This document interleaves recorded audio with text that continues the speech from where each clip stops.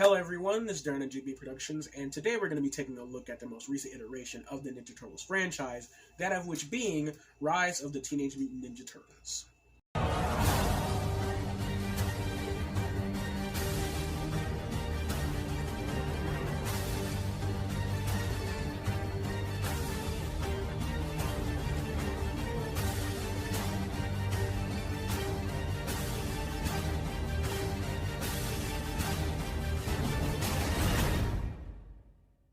Rise of the Teenage Mutant Ninja Turtles is the latest incarnation of the ever-growing Ninja Turtles franchise. This show, when initially released, was met with an abundance of hate that I feel primarily stemmed from a bit too much change way too soon. For proper context, this show was announced just a few months after the end of the latest 2012 TMNT show, a show that, at least for me, ended on a bit of a sad whimper, but trust me, that's a topic for another video. The flag that this show received was massive, to say the least. Everything from the art style, character designs, and writing choices met with the portrayal of these characters made this show a prime target for hate from almost all TMNT fans. And was it deserved? No, it wasn't. Rise of the TMNT might just very well be, at least for me, the best TMNT show to have ever been made. Everything from the animation, story, characters, lore, and world building all served to make this show one of the greats in terms of TMNT incarnations. This show is extremely different compared to the previous ones, and that's what makes it properly stand out. There are shockingly still an abundance of people who dunk on the show solely because of how different it looks and feels. And I'm not saying that you can't dislike it. If you do, I really don't give a shit. But the hate it gets primarily comes from people who more than likely haven't given it a shot and shit on it for solely being different. I'm not the first person to say this, and it should be fairly obvious, but guys, different doesn't always mean bad. I know this mentality is prevalent when it comes to lots of reboots and reimaginings, etc., but I'd like to remind you that this show was never meant to be the next main incarnation of the Turtles. If Turtles Forever taught us anything, it's that this show and variation is just one of many. It'll have its time in the spotlight, and then something new will come along. I know the change is very drastic and very soon after the last version, but I don't think the show should suffer because of that. Alright, moving on. This is probably one of the best voice casts to grace the franchise.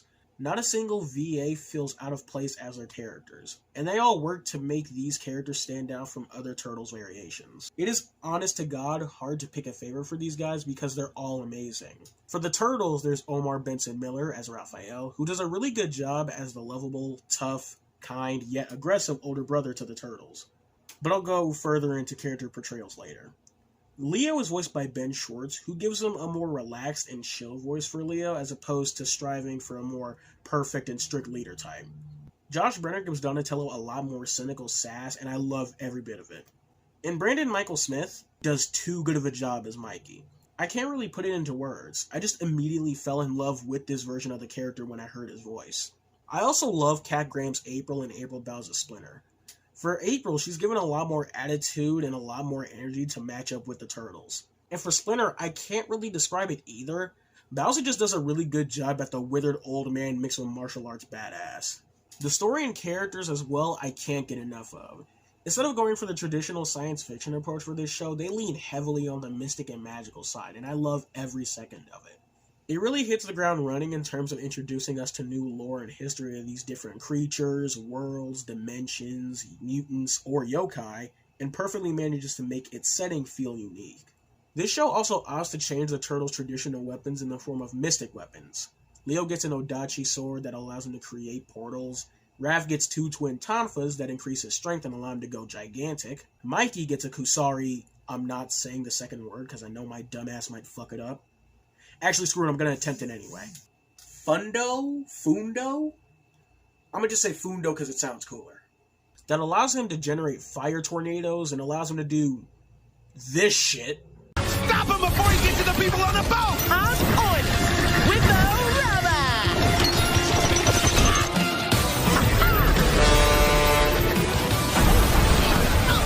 That's amazing, Mikey!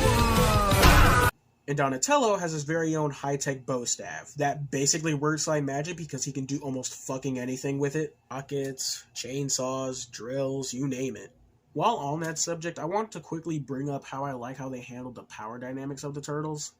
Something that kind of annoyed me when watching the 2012 show is that sometimes the show would make Leo and Raph the clear heavy hitters of the group, while making Mikey and Donnie seem unnecessarily weak in comparison.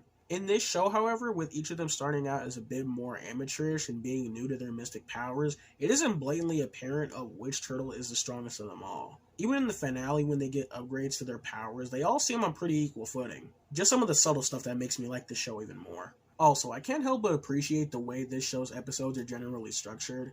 I don't know if there's any other cartoon show that does this, but it's so unique that I can't help but love it. So the way the show is structured is that it's made up of primarily short 10 to 11 minute episodes that mainly serve as one-off miscellaneous adventures of generally getting to know these characters and small pieces of the world that we're operating in.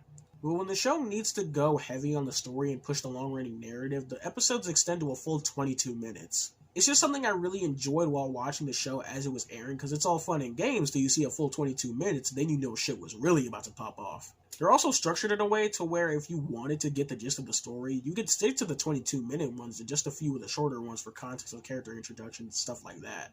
I feel that now would be a pretty good time to briefly discuss the Turtles' overall designs in this show, seeing as at the time of me writing and recording, this has become an entire ordeal. When the show was initially revealed and we got the designs of the Turtles, people of course got upset. I can understand why this change is off-putting for some, but for me I can't help but love these looks. It perfectly makes each of them stand out and properly defines their personalities. And in general, I just think that the story behind the designs are just really neat. In case you didn't know, each of them are designed off a different species of turtle. Raph is a snapping turtle, Leo is a red-eared slider, Donnie is a soft-shell turtle, and Mikey is a box-shell turtle. Another one of the biggest things that this show got a lot of hate for was the decision of making Raphael the leader of the Turtles instead of Leonardo, and in favor of making Leo a lot more laid back, chill, and a bit of a smartass. This understandably rubbed fans the wrong way, including myself. Anyone who knows Raphael is cool but crude, has a very quick temper, and has been shown time and time again throughout the franchise to be unfit as the leader. So you have to wonder how this show would operate with him in the leader role. Well, they tweaked his personality a tad to better suit him as leader and older brother.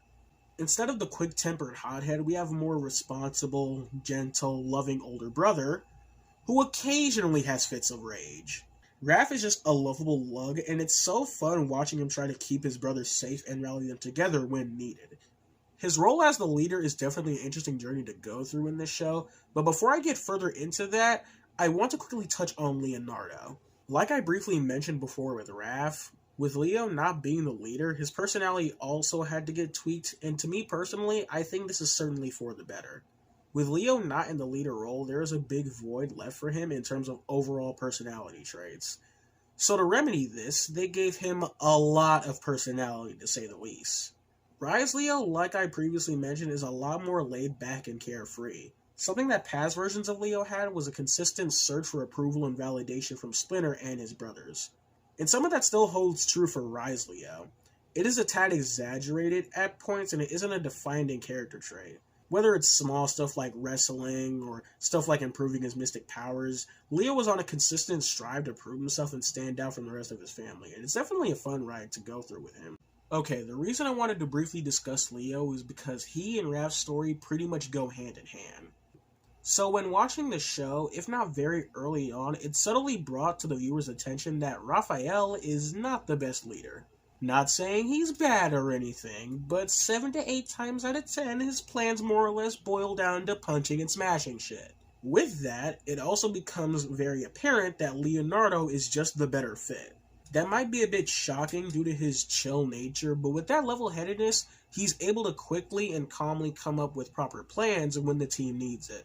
It's so cool to see how he does some of this stuff by accident, because his personality doesn't label him as a responsible leader. But you can't deny that in most cases he's just the better fit than Raph. I'm not gonna blow this. Raphael, I love you, my brother, but you do tend to fail in big moments, pish-posh. But that's what makes you, you. It's also further emphasized with his role as the face man of the team. Like whenever they need info or intel from someone, who do they send in? Leonardo, because he's the best at getting that kind of shit done.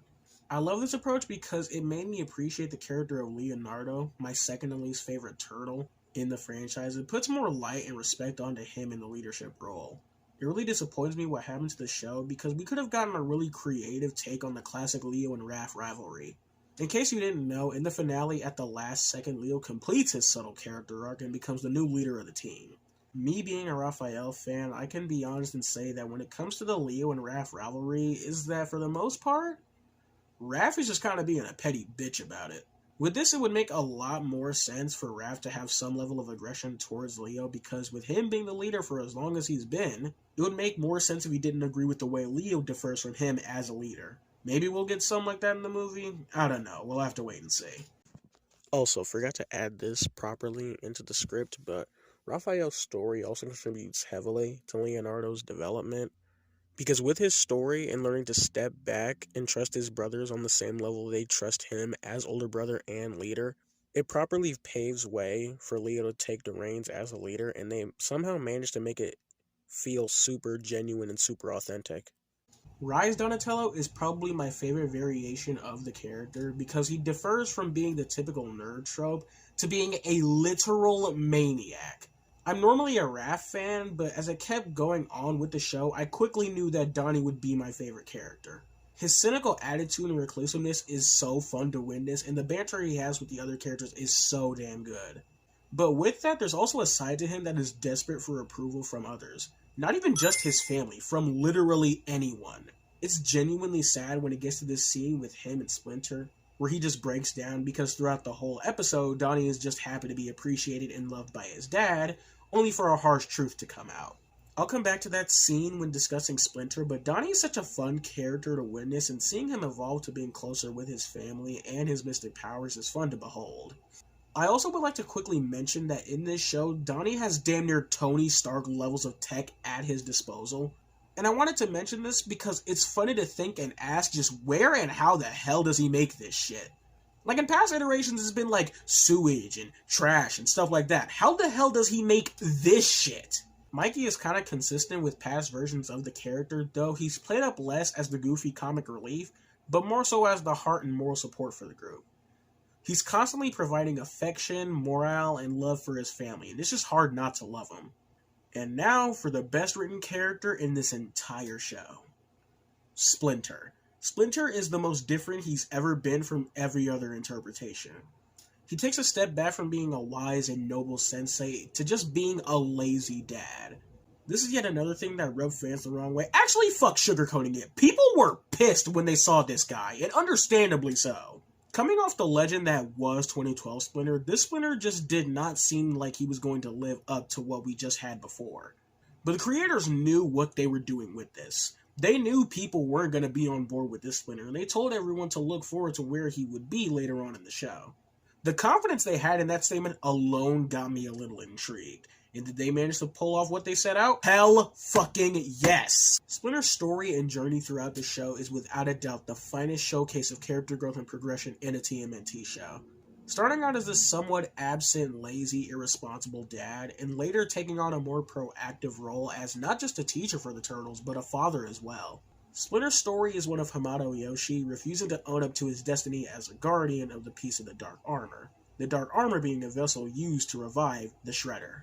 For years he avoids responsibility and opts to live a life of fame and adventure as movie star Lou Jitsu. It all goes to shit, however, when in a mutant/yokai battle arena, he catches the attention of a warrior alchemist named Baron Draxum, and is kidnapped by him so that he can use his DNA combined with the ooze to make powerful warriors, starting with the Turtles. He eventually escapes but is mutated in the process, and eventually takes it upon himself to raise the Turtles. The reason I went through all of that is for a couple of reasons. A, being that this origin makes it so that in this continuity that the Turtles aren't just adopted children, but they have a blood relation to Splinter, and that is so damn cool. And B, because I needed to give a bit of context for Splinter's main story in the show proper. In the early episodes, Splinter, instead of training the Turtles, spends his time sleeping, eating, and trying to recapture his glory days by non-stop watching Jujitsu movies. With very little respect for his sons being very evidently shown by his refusal to call them by their names and just refers to them by their bandana colors. He eventually, with the ongoing resurgence of Draxum and him allying himself with the Foot Clan in their plan to revive the Shredder, steps up to train the Turtles. In doing so, he gains more love and appreciation towards them after seeing the potential they have as fighters. Not only does he step up as a teacher, but he also steps up as a father too. Remember that scene with Donnie that I talked about before? Well, not only was that a good scene for Donnie, but it was a great scene to show Splinter's growth. It shows his sincerity by actually calling Donatello by his name, shocking the audience and the characters as well. You said this was a car fair! You knew I wouldn't come if you told me it was a demolition derby! Turn this tank back on now, or else I will... Or else what? You tricked us into coming here! You said you wanted to spend time with us! You lied! Guys, maybe we can have this family discussion at a later, safer time? Donatello? I may have lied about this event, but I never lied about wanting to spend time with you. I would not have brought you here if I did not. Splinter's journey and owning up to his destiny and relying on his family is honestly some of the most compelling shit to come out of this franchise. This feels like a great time to bring up the strong familial elements that are brought up in this show. The Turtles franchise is always centered around the found family trope, but in terms of having a natural family dynamic, this show I feel can't be topped. Again, having the Turtles be blood-related to Splinter does a lot in terms of bringing them closer together, in my opinion. Not just that, but everything, like giving the Turtles different ages or having them call Splinter Dad a majority of the time works so damn well. It all just feels authentic. I don't remember another Turtles property that makes these family dynamics and relationships feel as genuine and natural as they are in Rise. The final battle of the series essentially becoming one giant anime-inspired family affair is some of the coolest shit I've seen in a while. Alright, let's talk about the villains. Aside from Shredder, this show has an entirely new rogues gallery for the Turtles to face off and get into new scenarios with. My favorites have to be Meat Sweats, a chef pig obsessed with turning mutants into his finest delicacies, Hypnopotamus, a hippo magician, and do I even really need to explain how cool that shit is? Warren Stone, who's obsessed with the idea that he's the Turtles' greatest enemy because he accidentally got mutated in one of their adventures. And not only do they keep forgetting who he is, they also trample the shit out of him sometimes, and I can't help but laugh every single time.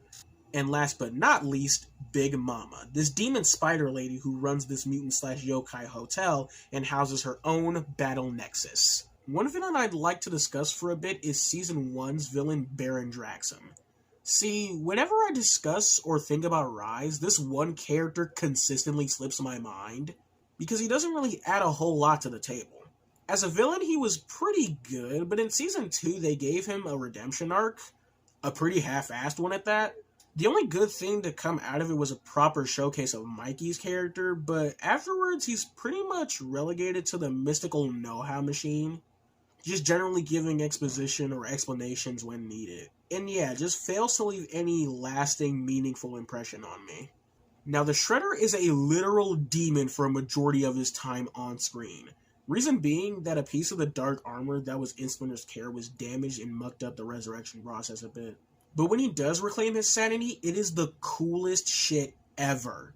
What's even cooler is that he's voiced by the dude who voiced Splinter in the 2012 show. To be truly unstoppable, I must destroy the one who defeated me.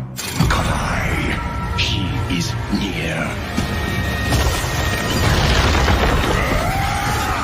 In fact, that guy voiced a lot of characters in this show, if I'm not mistaken.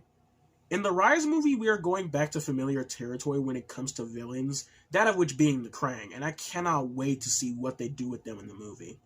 Another thing people weren't vibing with was the very hard shift in tone for this show. With the last two shows being very serious in overall tone, and this show's insistence on humor really put people off. Now, comedy is a very subjective thing. What's funny to me may not be funny to you, and vice versa. So with that said, what do I think about the comedy in Rise of the TMNT? This is one of the funniest cartoons I've ever freaking seen. Relax. I'm not a scientist, but this is 100% just your guilt glands secreting guilt zymes into your central guilty system. Raph is right. He is not a scientist. If we get locked in that kitty room, we'll never find what we need to help Mayhem. So be very quiet. Wait, where's Mikey? Echo!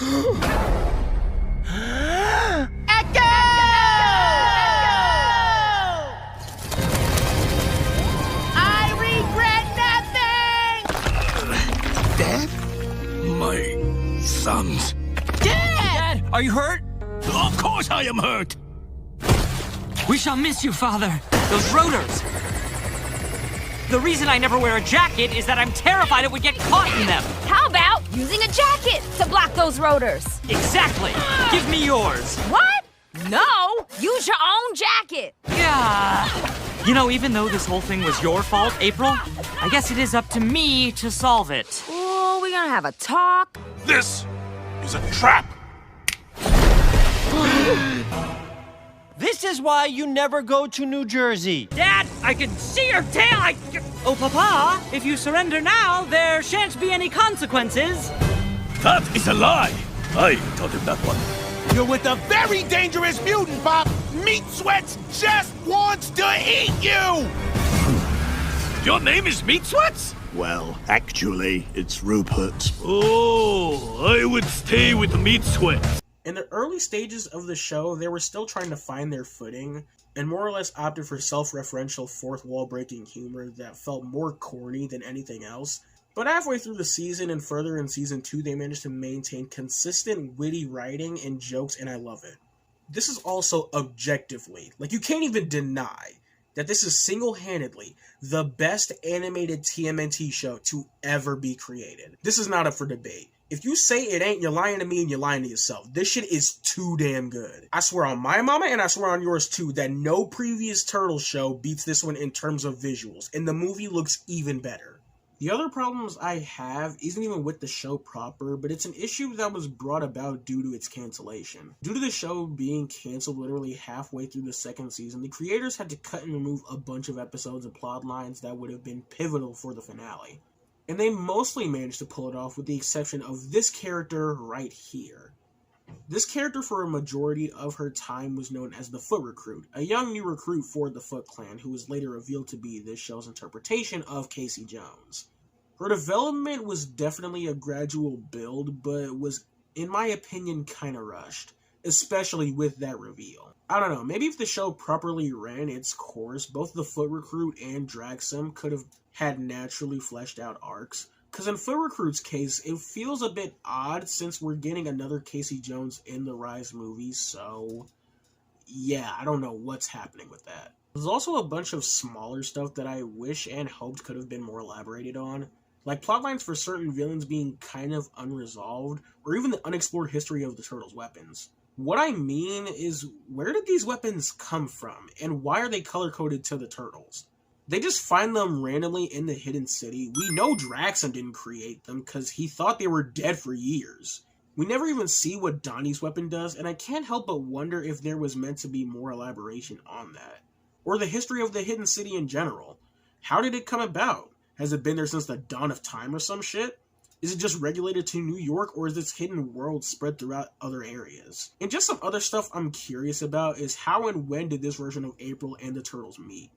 Donnie says they've known her for years, so I'm curious to see how that all played out. Overall, Rise of the Teenage Mutant Ninja Turtles is a damn good show, with amazing storytelling, animation that leaves you salivating at the mouth, rich and compelling characters with just as compelling storylines, well-timed and charming humor, touching themes on family, and all of that is what makes me love Rise of the Teenage Mutant Ninja Turtles. So, if you agree or disagree with anything I've said in this video, let me know right down there in the comments below. Also, be sure to like and subscribe. This is Darren and GNB Productions, and take care.